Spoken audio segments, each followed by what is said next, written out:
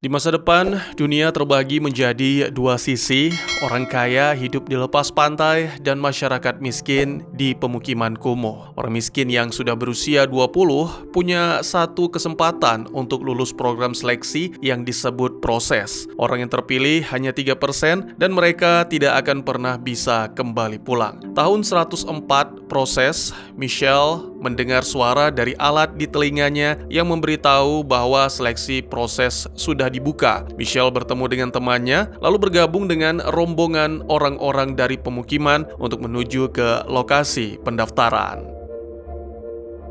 Setelah mendaki jalan yang sangat panjang di atas bukit, para peserta tiba di tempat fasilitas. Mereka didisinfeksi dan diberi pakaian bersih. Kemudian Ezekiel muncul menjelaskan bahwa hanya 3% saja di antara mereka yang akan dipilih oleh perusahaan atau organisasi. Perlu diketahui, 3% orang-orang yang beruntung nanti akan dibuatkan sebuah kehidupan yang jauh lebih baik dari sebelumnya. Selain itu, Ezekiel juga mengatakan kalau saat ini ada kelompok pemberontak yang sedang mencoba menghancurkan sistem organisasi ini. Meski demikian, Eze bersumpah para pemberontak tidak akan bisa menang melawannya. Sementara itu, kandidat dibawa ke ruangan interview. Ezekiel bertemu dengan Alain. Mereka berdua sebelumnya tidak saling kenal. Alain menjelaskan kalau dirinya ditugaskan untuk mengevaluasi tahap seleksi proses. Setelah memeriksa identitas Alain, Eze pergi dan berbicara ke anggota Dewan Nair. Perlu diketahui, seleksi tahun ini sangat penting dan beda dari biasanya karena sebelumnya sempat terjadi insiden pembunuhan di lepas pantai. Sangat memalukan bukan? Dijanjikan hidup enak, tapi kok bisa ada yang tewas dibunuh. Hal ini sangatlah ironis. Eze sebagai orang yang memilih 3% tersebut tentu saja disalahkan. Bahkan sejumlah anggota Dewan lainnya ingin menggulingkan Ezekiel dari jabatannya.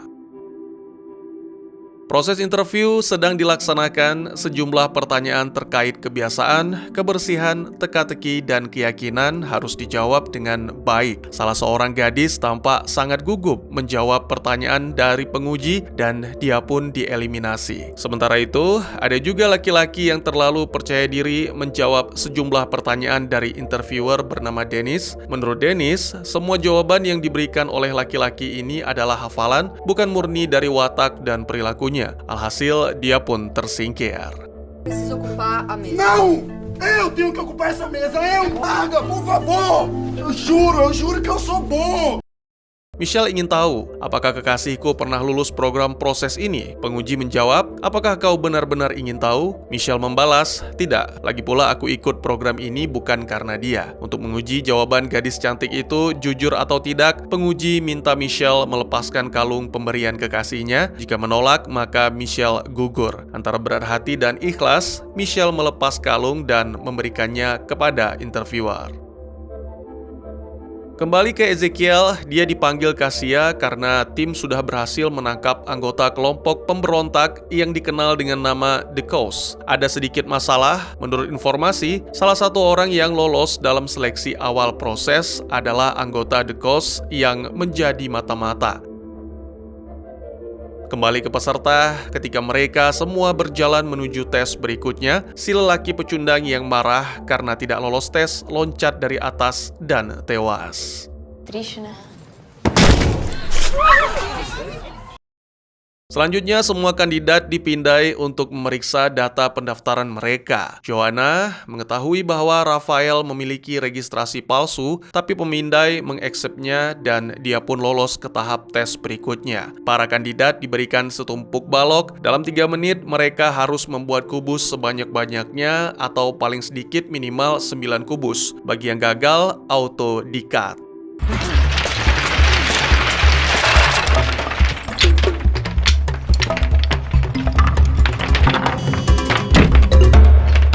Meu cubo! Filho da puta! Me solta! Leva ele. Me solta! Ketika istirahat makan siang, semua orang di kantin sudah tahu kalau Rafael bermain curang saat tes balok kubus. Dia jadi bahan pembicaraan orang banyak. Lelaki tidak jujur ini tahu kalau dirinya jadi omongan para peserta lain, lalu dia berkata, "Aku tahu kalian sedang membicarakanku. Teruskan saja, aku tidak peduli." Kemudian Rafael bertindak sok jagoan dengan mengganggu seorang lelaki bertubuh gempal. Alhasil, Rafael dipukul lalu dikeroyok oleh beberapa orang.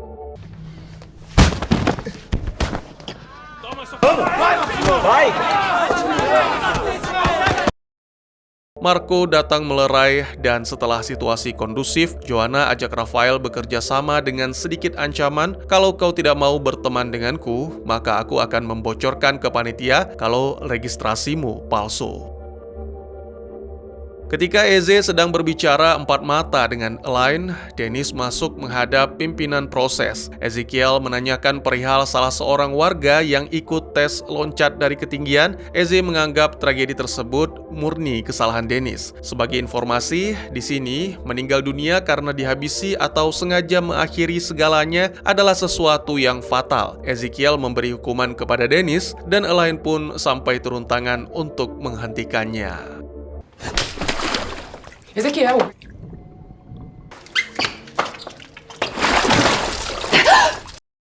Kasia melakukan kontak dengan Ezekiel. Dia mengaku sudah mengetahui dua orang mata-mata yang ada di antara calon peserta 3%. Dua nama tersebut adalah Michelle dan Bruna, dan mereka pun langsung dijemput. Kedua mata gadis ini ditutup sambil dibawa berjalan ke sebuah ruangan. Kasia bertanya siapa di antara kalian yang menjadi mata-mata The Coast. Karena tidak ada yang mengaku, Kasia dipanggil oleh Eze. Mumpung Kasia tidak ada di hadapan mereka, dua gadis ini menyusun strategi untuk menyerang dan mengambil senjata Kasia nanti saat wanita cantik itu kembali. Sedikit cuplikan adegan yang menampilkan Michelle berbicara dengan lelaki tua sebelum dia ikut pendaftaran proses. Sepertinya gadis inilah mata-mata The Coast. Balik lagi ke alur cerita, Kasia kembali dan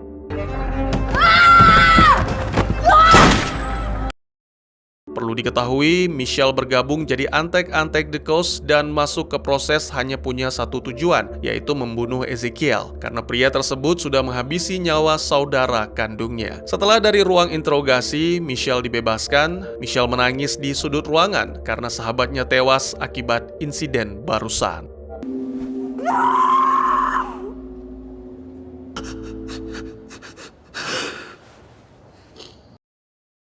Selanjutnya, para kandidat masuk ke pemeriksaan fisik. Banyak yang lulus dengan sempurna dan hanya Fernando yang ditahan oleh petugas. Ya, dari fisik saja sudah tampak jelas lelaki yang satu ini memang tidak sempurna seperti kandidat lain. Banyak yang mengira Fernando dieliminasi, namun ternyata tidak. Dia dibawa ke ruang medis dan diobati oleh dokter agar bisa berjalan seperti kandidat lain.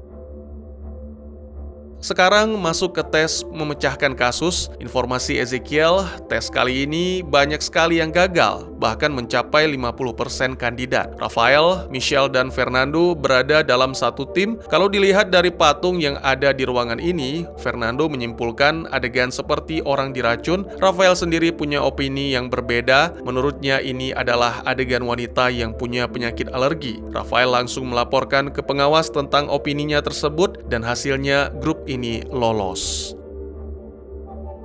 Elaine yang sedari tadi memantau mengatakan kepada Ezekiel, "Itu peserta favoritmu kan? Sebelumnya kau meloloskan dia dengan cara yang tidak lazim." Ya, ada dugaan kalau Rafael dibackingi oleh Ezekiel setelah pimpinan proses itu meloloskannya meski kedapatan mencuri kubus pada tes sebelumnya. Meski grup Rafael lolos dalam tes ini, tetap ada satu orang yang harus gugur, dan dia adalah Theo karena dianggap kurang berkontribusi. Eu também contribuí, eu contribuí, galera. Fala aí pra ele, eu examinei tudo ali só. Sementara itu, Elaine memperhatikan Ezekiel meninggalkan gedung, lalu mengumpulkan beberapa benda dan mengenakan pakaian tertutup. Elaine terus memantau pergerakan Eze melalui kamera pengawas. Entah apa yang dilakukan oleh Eze, dia berpenampilan seperti pengemis, dan ketika dirinya menyadari ada kamera yang memantau, pimpinan proses itu lari hingga menjatuhkan sejumlah barang bawaannya.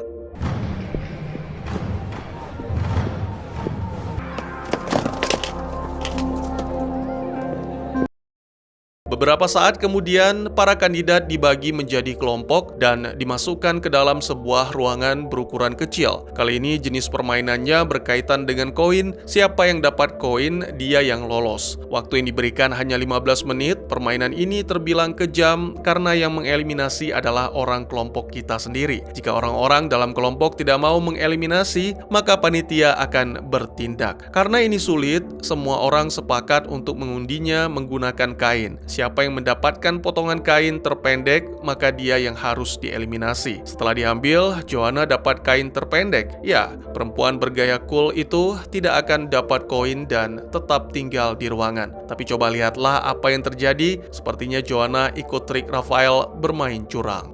Cadê a moeda, caralho? Calma aí, ela roubou, ela tá com moeda. Calma aí, ô Joana, fala.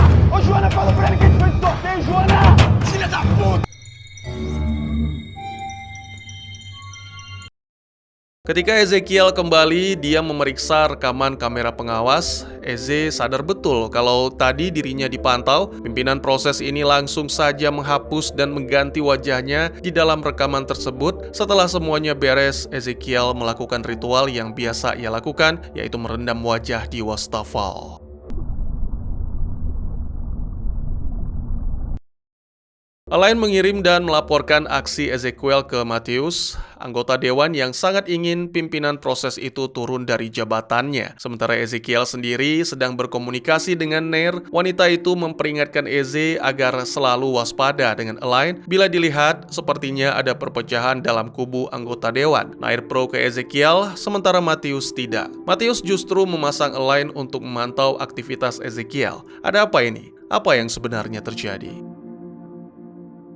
Tes berikutnya terdengar sangat mudah sekali. Kelompok diminta untuk melintasi terowongan gelap bersama-sama. Mudah sih, tapi mengapa ada kandidat dari kelompok lain yang sampai buang air di celana? Dennis memanggil kelompok Michelle CS untuk bersiap masuk ke terowongan. Ketika mereka semua masuk, terdengar suara-suara berbau tudingan, seperti suara Fernando yang menuding Michelle membunuh Bruna. Lalu ada suara dari salah seorang teman yang mengatakan kalau Rafael main curang. Berbagai macam suara tudingan dari teman-teman sendiri terdengar di telinga mereka. Akibatnya semua kandidat jadi paranoid. Beruntung salah seorang dari anggota kelompok berhasil menemukan semprotan gas di dalam ruangan. Di kantor, Ezekiel yang memantau situasi menjelaskan kalau gas ini tidak berbau tapi mengandung zat halusinogen sehingga membuat para kandidat jadi paranoid. Tujuannya, Ezekiel mau menghapus rasa takut dari semua orang yang lolos ke dalam 3%. Kembali ke kelompok Michelle CS, mereka berhasil keluar dengan selamat.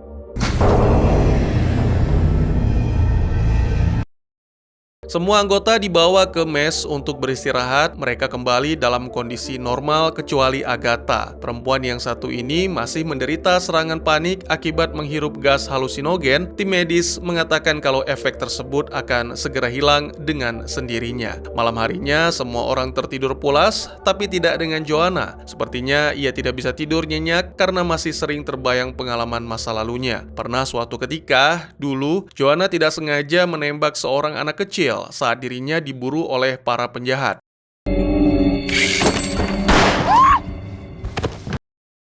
Kembali ke asrama, Joanna melihat seperti ada orang yang mengintip ke kamar tidurnya dan ia pun mengikuti jejak tersebut sampailah dia ke dalam toilet dan melihat sosok anak kecil yang dulu ia habisi. Joanna langsung minta maaf dan tiba-tiba anak tersebut berubah jadi Agatha. Tampaknya efek halusinasi masih tersisa di otak Joanna.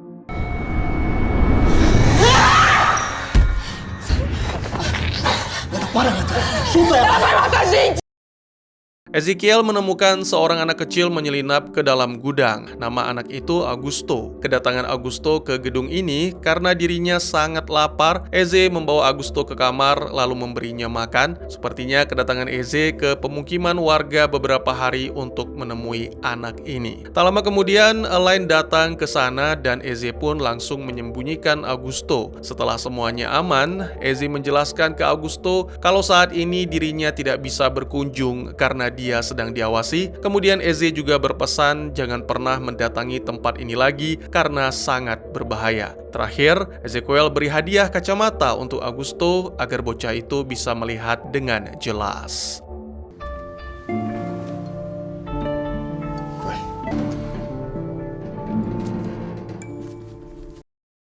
Joanna kembali teringat dengan masa lalunya tentang seorang wanita yang menanamkan ID registrasi palsu di belakang telinga. Di sini terungkap kalau Joanna adalah nama seseorang yang sebelumnya sudah meninggal, kemudian sekarang data tersebut digunakan oleh gadis berambut keriting ini. Rafael tidak sengaja melihat bekas luka implan ID Joanna, ya sama seperti dirinya yang juga melakukan hal yang sama, yakni menanamkan ID palsu. Sekarang Joanna dan Rafael imbang, sama-sama pegang dalam kutip kartu as masing-masing. Keduanya pun sepakat untuk membentuk pertemanan jadi lebih solid tanpa diketahui oleh kandidat lainnya. Keesokan harinya, Joanna dan Fernando mengetahui kalau mereka sekarang dikurung. Akses keluar masuk mes sudah ditutup rapat. Oh! Tem alguém aí? Mengetahui mereka semua dikurung, Marco muncul ide mencoba buka pintu dengan menarik beberapa tuas dekat tempat tidur. Sayangnya sama sekali tidak berpengaruh. Meski usahanya gagal, Marco belum putus asa. Kali ini dia coba mencocokkan angka di layar dengan beberapa batang panel dan hasilnya pun lumayan. Ventilasi terbuka, ada makanan dan minuman, tapi hanya cukup untuk satu orang. Berhubung Agatha sedang sakit, makanan itu pun diberikan untuknya.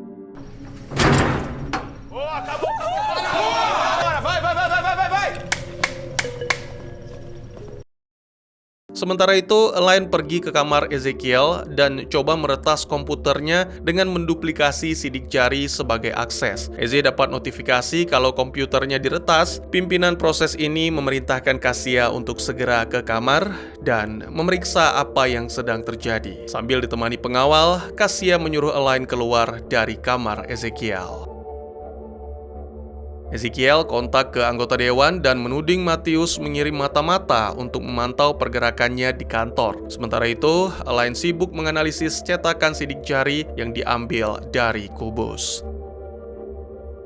Kembali ke para kandidat, kali ini aksi mereka semakin kompak. Marco dapat pujian dari petinggi proses karena jiwa kepemimpinannya setelah melakukan sejumlah strategi, alhasil banyak makanan tumpah dari ventilasi. Sekarang semua kandidat dapat jatah makan dan minum secara merata.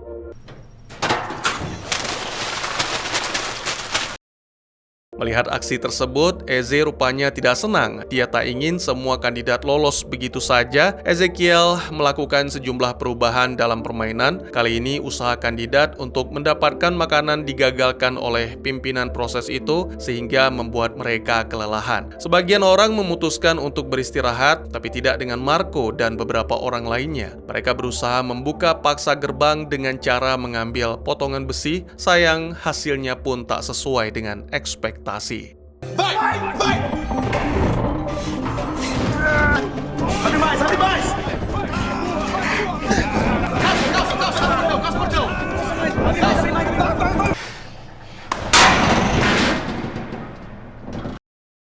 Di saat Marco dan kelompoknya berusaha keras membuka gerbang, kandidat lain malah asik rebahan. Marco merasa ini sangat tidak adil. Dia mengerahkan kelompoknya untuk merampas makanan milik kandidat lain yang tidak mau ikut membantu usahanya membuka gerbang. Di antara kandidat yang dirampas, ada seorang lelaki yang melawan. Akibatnya, Senta aí! Senta aí!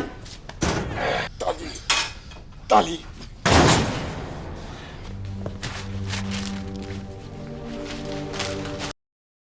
Joanna melihat Agatha tergeletak tak sadarkan diri. Sudah coba dibangunkan tapi tidak ada respon. Akhirnya Joanna mengambil sepatu Agatha dan memanjat ventilasi. Setelah berhasil menyusuri lorong ventilasi, Joanna pun bertemu dengan Ezekiel.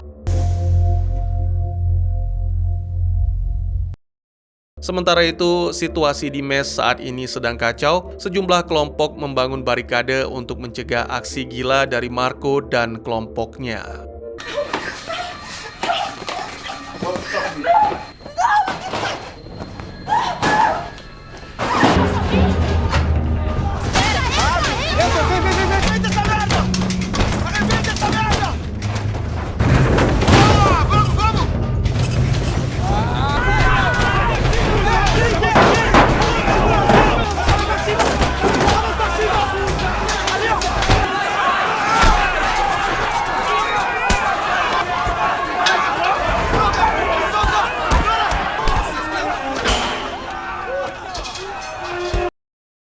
Joanna diberi makanan enak oleh Ezekiel. Ketika dia hendak memakannya, Eze langsung berkata, "Kalau kau makan, maka kau akan aku eliminasi." Mengapa demikian? Tanya Joanna. Eze pun mengemukakan alasannya, dia mau semua kandidat merasakan hal yang sama dan adil. Kandidat di mes saat ini sedang kelaparan, sementara Joanna bisa makan enak di ruang kerja Eze. Mendengar penjelasan itu, Joanna langsung sadar dan tidak jadi memakannya. Kemudian Eze menyuruh Joanna kembali ke mes dan menyelesaikan konflik di sana.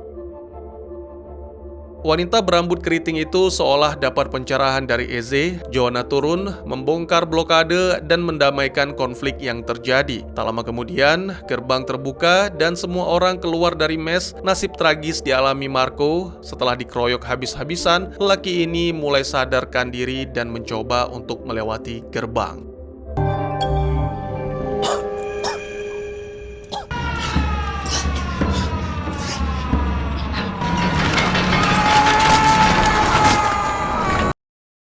Para kandidat yang tersisa keluar dan bertemu dengan para petinggi proses. Menurut keterangan Ezekiel, sekarang ini hanya 9% kandidat yang tersisa, dan sebentar lagi mereka semua akan menjalani tes selanjutnya.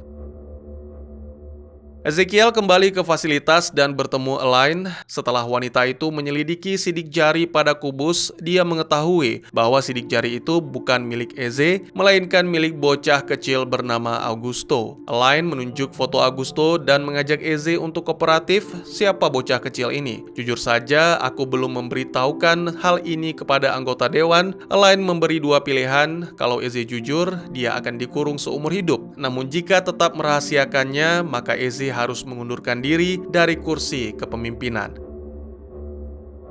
Adegan beralih ke kenangan masa lalu. Sebuah kilas balik mengungkapkan kalau Ezekiel dulunya sudah menikah dengan salah seorang staf proses bernama Julia. Suatu ketika setelah 1 tahun Julia hidup bahagia bersama Ezekiel, para petugas mengamankan kerusuhan di perkampungan warga miskin. Petugas tidak sengaja menembak seorang pria di lokasi kerusuhan. Ada anak kecil yang melihat ke arah kamera pengawas dan itu adalah Augusto.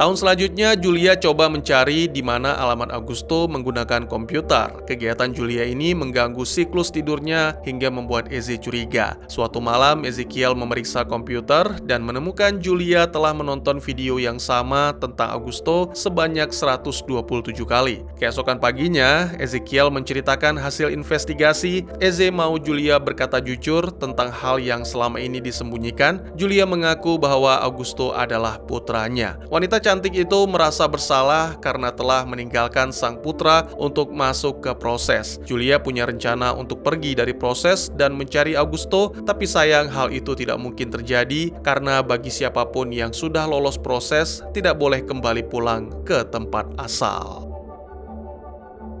Beberapa hari kemudian, Julia berhasil menemukan tempat tinggal Augusto. Dia coba melarikan diri dari kantor, lalu Eze memerintahkan penjaga untuk menutup gerbang.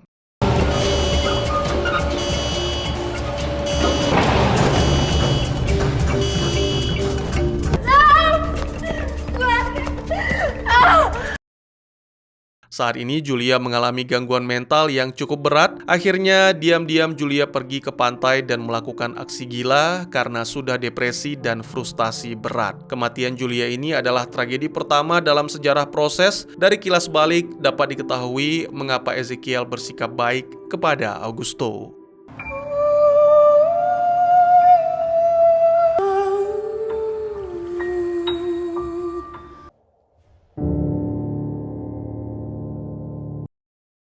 Sekarang semua kandidat dapat kamar masing-masing. Pada saat mereka memasuki kamar, terpampang sejumlah foto para kandidat bersama keluarga mereka. Tak lama kemudian, Fernando melihat ayahnya ada di kamar. Sang ayah berkata, semua keluarga yang hadir di sini untuk meyakinkan para kandidat agar menyerah mengikuti tes ini.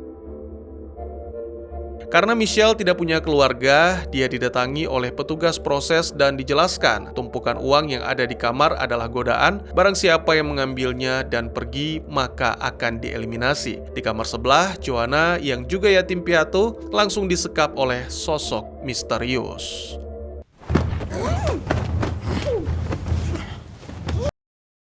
Tersadar, Joanna langsung melihat pria yang tadi menyekapnya. Si pria itu mengaku sebagai orang suruhan ayah bocah kecil yang dulu Joanna bunuh. Secara tidak sengaja, si pria itu memberikan dua pilihan, bawa uang lalu pergi bersama atau tetap di sini tapi Joanna akan dihabisi olehnya. Joanna lebih memilih tetap diproses. Memanfaatkan kelengahan si pria itu, tiba-tiba Joanna menyerang dengan keras. Saat mencoba kabur, pintu terkunci rapat dan si pria itu tidak menyerang Joanna. Dia malah mengatakan kalau ini hanya sebuah tes. Dia diperintah oleh Ezekiel untuk menguji Joanna.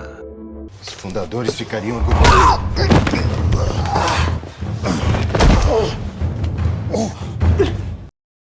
Michelle jauh lebih mantap dari peserta lainnya. Motivasinya ke proses sudah jelas. Dia ingin membalaskan dendam atas kematian kakaknya dan sahabatnya Bruna. Michelle tidak sengaja memecahkan kaca yang berisi uang. Tiba-tiba staf proses datang. Michelle sedikit panik, kemudian berkata, "Aku tidak mengambil uang itu sepeser pun. Silahkan kau hitung kalau tidak percaya." Kemudian pria itu membalas, "Tidak apa-apa, uang itu sebenarnya tidak ada artinya di sini. Itu hanyalah sebuah tes. Sekarang kau lolos dari tes ini, Michelle." Sementara Rafael didatangi oleh ibunya. Mereka bertengkar hebat. Ibunya mau Rafael mengambil uang itu dan pulang untuk membantu keluarga. Rafael menolak hingga membuat ibunya murka dan menamparnya, lalu kemudian pergi.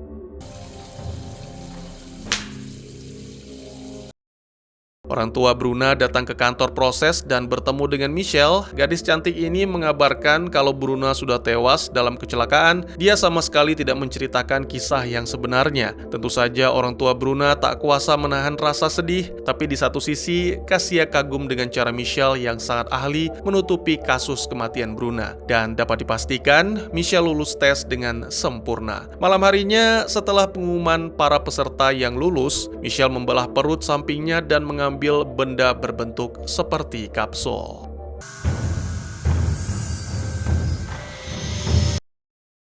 Michelle kembali mengingat masa lalu di mana ada pemberontak yang memberikannya kapsul berisi racun. Si pemberontak mengatakan, "Gunakan racun ini saat terdesak saja, lebih baik kau mati daripada membocorkan semua informasi para pemberontak." Saat ini sedang digelar pesta besar di proses merayakan kelulusan para kandidat. Michelle, Fernando, Joanna, Rafael, dan sejumlah kandidat lainnya lulus. Michelle mendekati Ezekiel sambil mengucapkan terima kasih. Diam-diam Michelle memasukkan racun ke minuman pimpinan proses itu. Tak lama kemudian Eze dihampiri oleh para petinggi proses lainnya. Kemudian Ezekiel memberikan pidato singkat dan bersulang.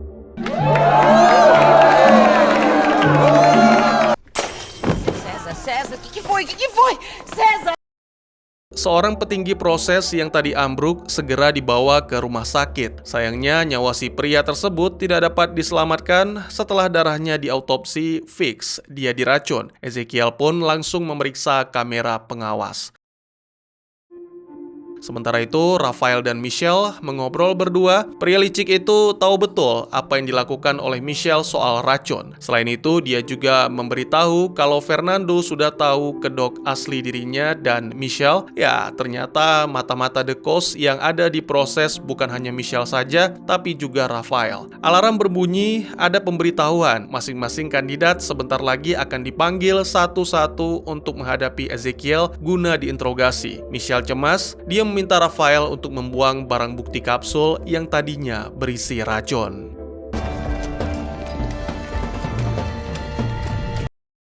Fernando jadi orang pertama yang diinterogasi. Lelaki yang duduk di kursi roda itu bersumpah kalau dia sama sekali tidak menaruh racun tersebut. Dia juga tidak tahu soal mata-mata yang ada di dalam proses. Kemudian selanjutnya ada Michelle, gadis berambut ikal itu dipanggil, lalu Eze mengajaknya join minum. Ezekiel benar-benar memperhatikan gerak-gerik Michelle. Eze melihat ada bekas luka di perut gadis itu, namun Michelle beralasan kalau luka tersebut akibat ditikam oleh para perampok sebelum dia sampai ke gedung ini. Alhasil, Michelle pun dibebaskan.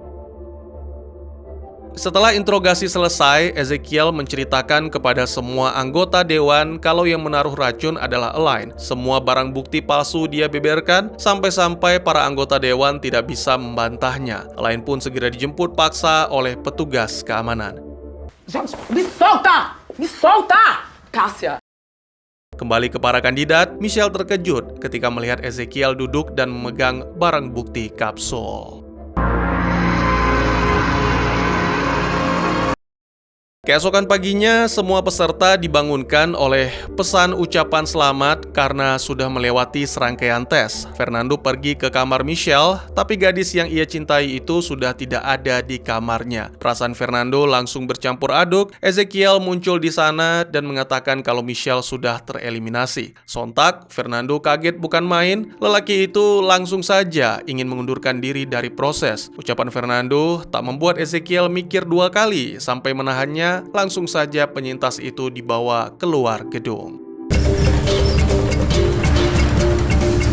Procure não rememorar nem comentar os eventos do...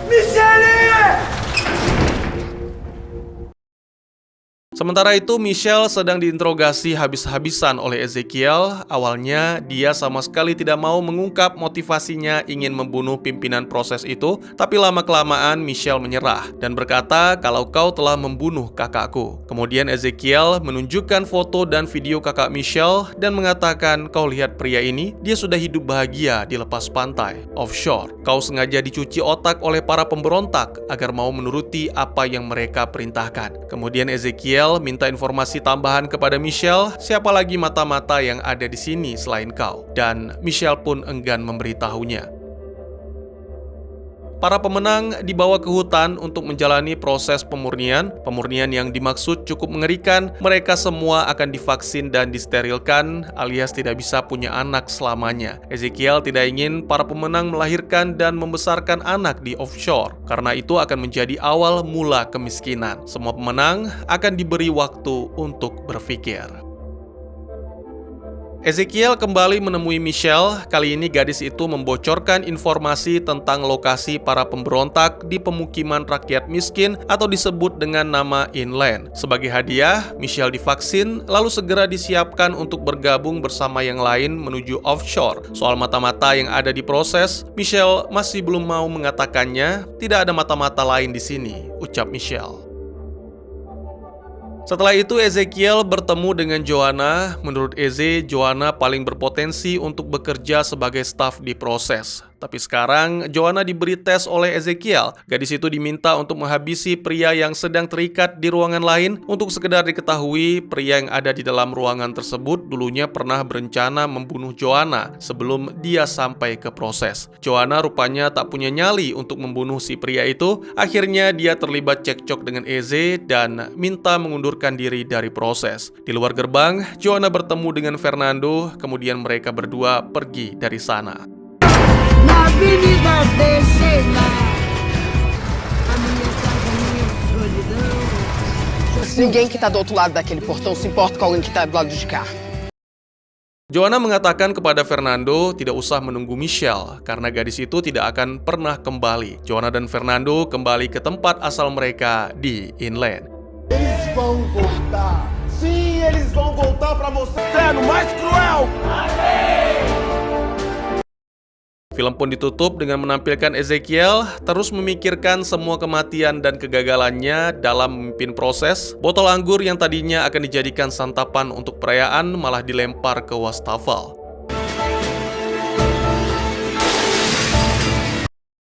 Ditampilkan juga Michelle bergabung dengan para pemenang dan segera mereka tiba di offshore.